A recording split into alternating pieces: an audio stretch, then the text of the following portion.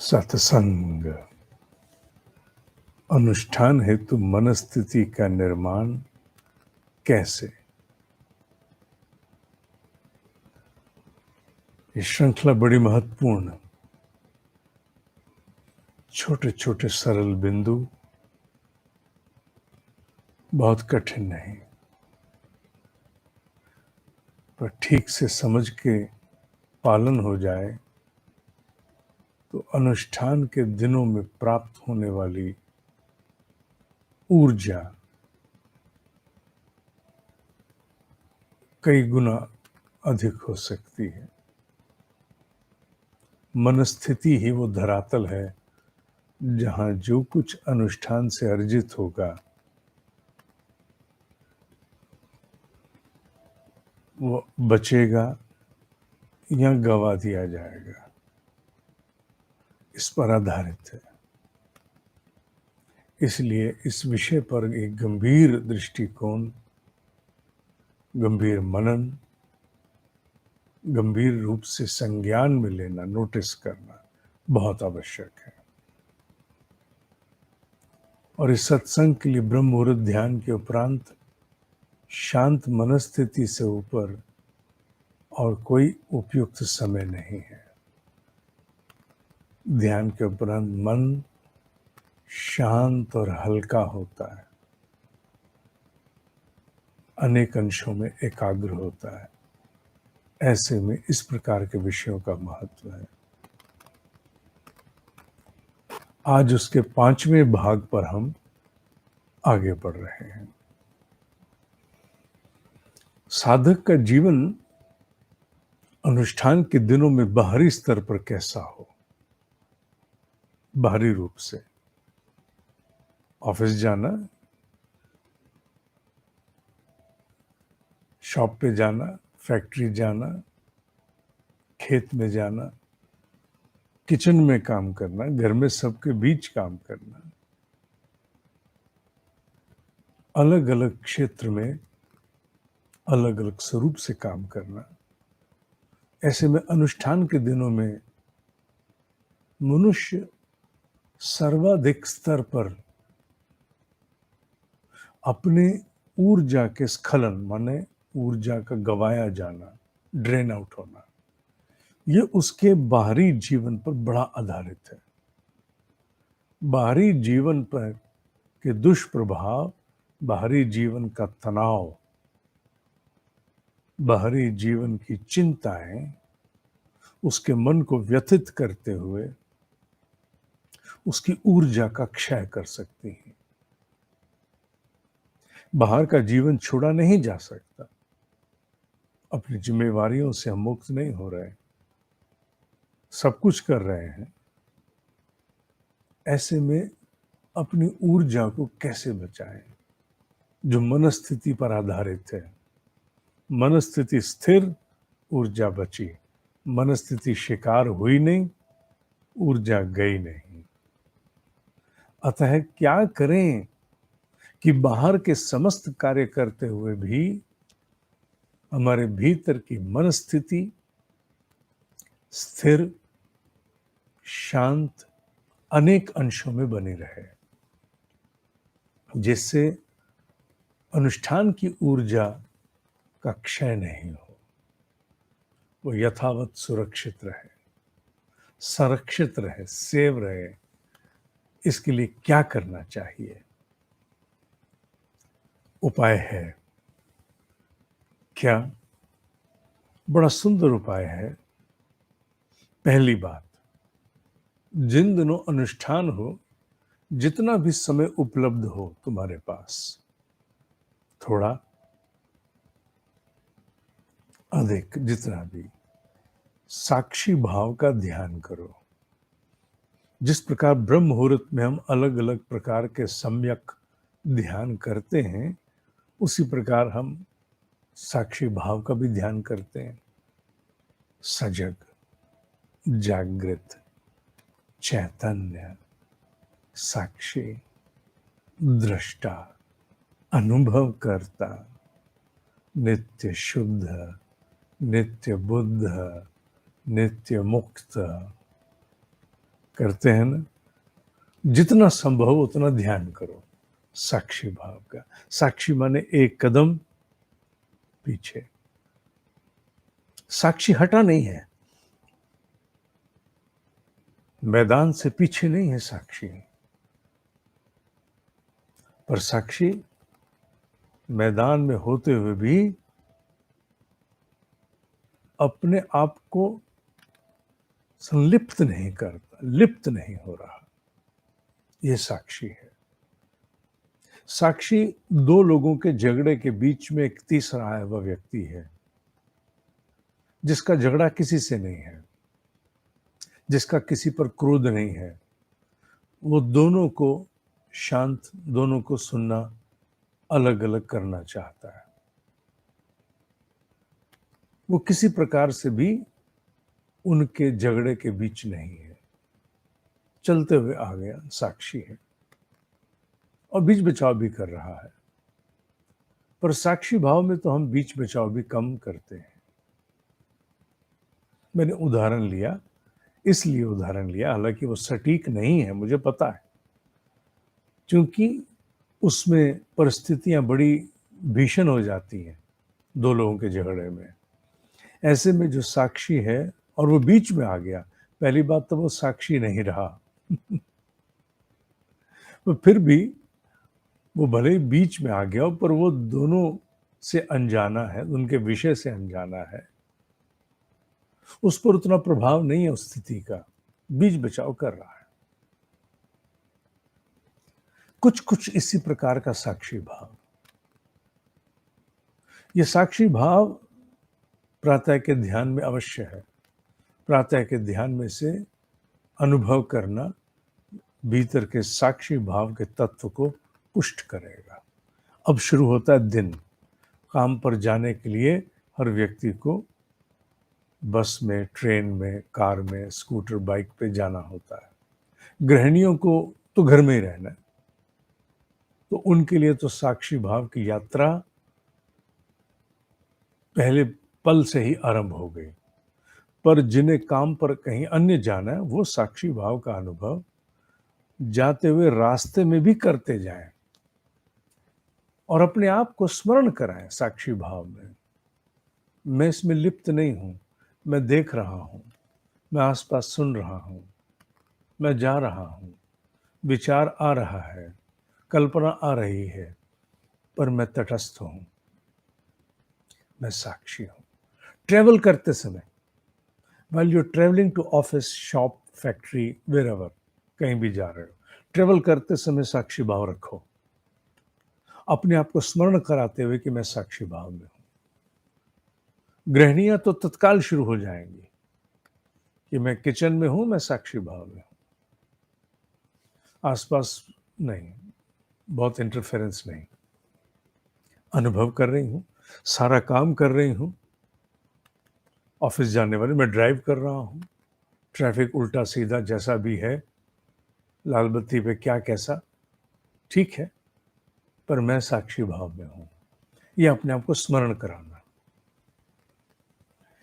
उसके उपरांत आप ऑफिस पहुंचे, जहां भी काम करते, या गृहिणी को फोन आया, किसी की बात हुई, सबसे बड़ा साक्षी भाव उसमें सतत अनुभव करना, मैं साक्षी भाव में हूं। पीठ पीछे एक बात बनी रही, मैं साक्षी भाव में हूं। दो आपस में बात कर रहे हैं, मैं सुन रहा हूं, साक्षी भाव में। मुझे किसी ने कुछ कहा, मैंने सुना, ध्यान से सुना, पर मैं साक्षी भाव में हूं। साक्षी भाव तुम्हें तुम्हारी संलिप्तता से एक अलग अनुभूति देगा। तुम बीच में होते हुए भी एक किनारे पर खड़े हो, बीच में हो, जो कुछ हो रहा है उसे देख रहे हो, अनुभव कर रहे हो, उसमें अपना योगदान भी दे रहे हो, तो फिर भी अलग हो, होते हुए भी अलग हो। एक अद्भुत अनुभव है। अभी तक तुम जहां जिस परिस्थिति में होते हो, उसमें तुम गुथे हुए, डूबे हुए होते हो। वो परिस्थिति तुम्हारा अस्तित्व बन जाती है, तुम ही हो जाते हो। तुम्हारा मैं तत्व इतना प्रबल हो जाता है कि मैं, बस उस मैं को बटोर के किनारे बिठा देना है।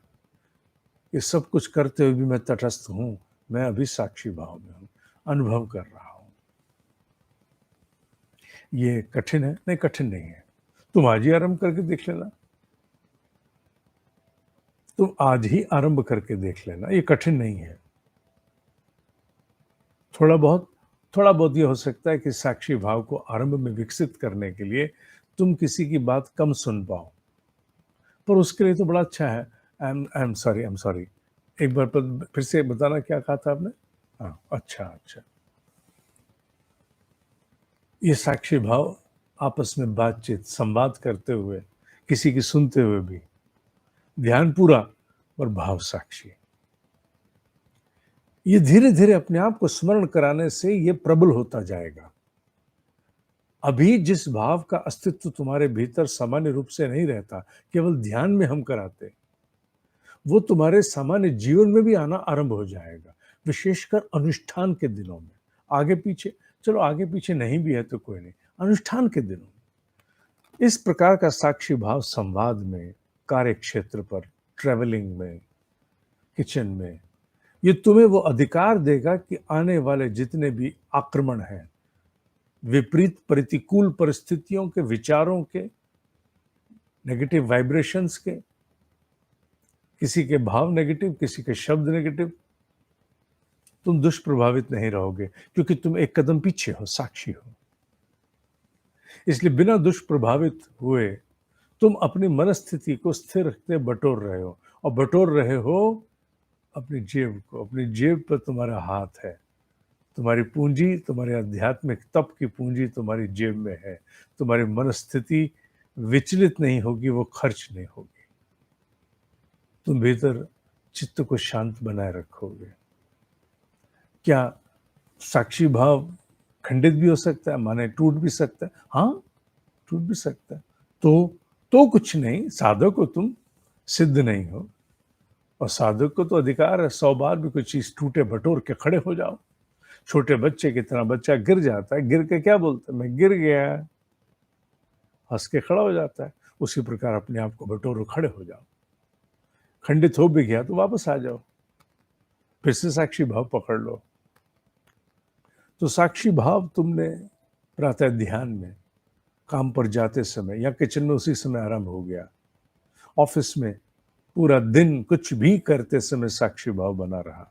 और सबसे शक्तिशाली यंत्र, विधि, तत्व क्या है?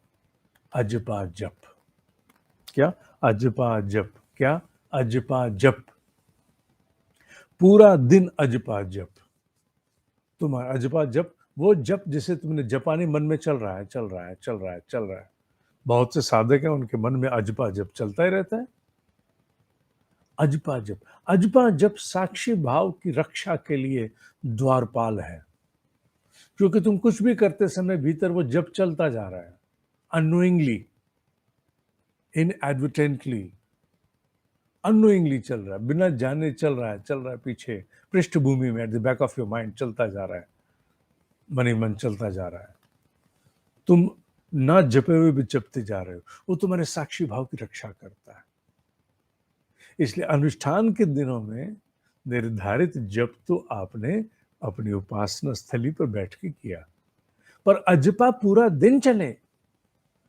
और एक सबसे बड़ा सौंदर्य ये होगा कि अनुष्ठान तो पूरा हो जाएगा, अजपा जप फिर भी चलता रहेगा, और वो बहुत बड़ी उपलब्धि है। अजपा जप साक्षी भाव को पुष्ट करने के लिए, साक्षी भाव को, the stance of your witness, the stature of your being witness to ongoing flow of situations, वो उसे पुष्ट करेगा, बल देगा, शक्ति देगा। इसलिए अजपा जप अवश्य करो। और क्या करो? पांचवा और अंतिम बिंदु, जो 3 बिंदु थे वो तो साक्षी भाव के थे। साक्षी भाव ध्यान में प्रातः है, साक्षी भाव आते जाते हुए, साक्षी भाव संवाद करते हुए, और फिर हमने अजपा जप को लिया। पांचवा है अपने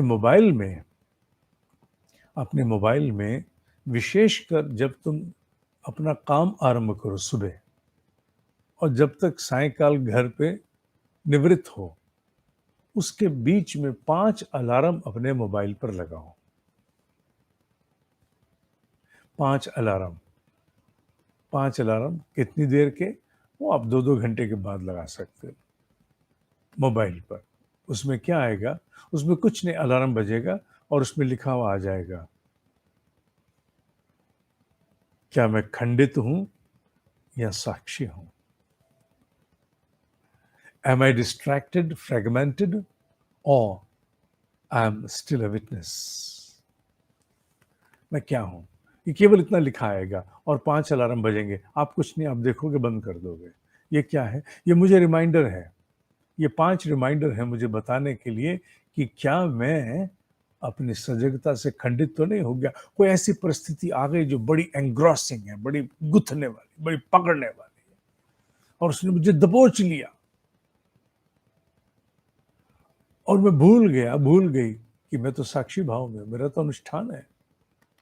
वो अलार्म आकर के स्मरण कराएगा, तुम साक्षी भाव में हो। हाँ हाँ, अच्छा अच्छा, हाँ। बाद में जब अभ्यास बन जाएगा तो अलार्म की आवश्यकता नहीं रहेगी, पर आरंभ में अलार्म तुम्हें बड़ी सहायता करेगा अपने आप को बटोर करके, 5 बार बटोर के वापस लाने, बहुत, इससे अधिक की आवश्यकता नहीं। हर 2 घंटे में लगा दो 5 अलार्म।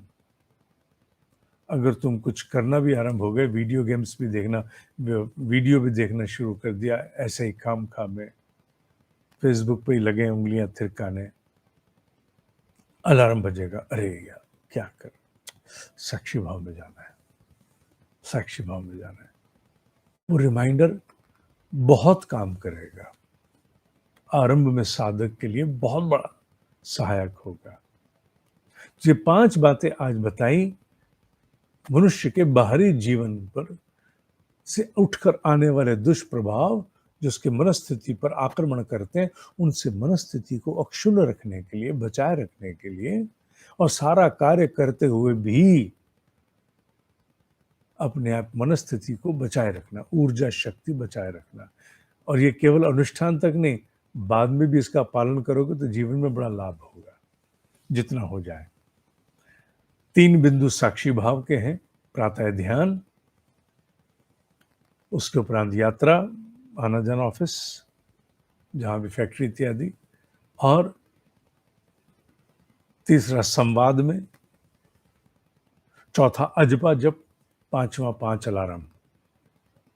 मैं खंडित तो नहीं, मैं साक्षी भाव में हूँ। मैं खंडित नहीं, मैं साक्षी भाव में हूँ। ये अलार्म पे लिखा आ जाएगा।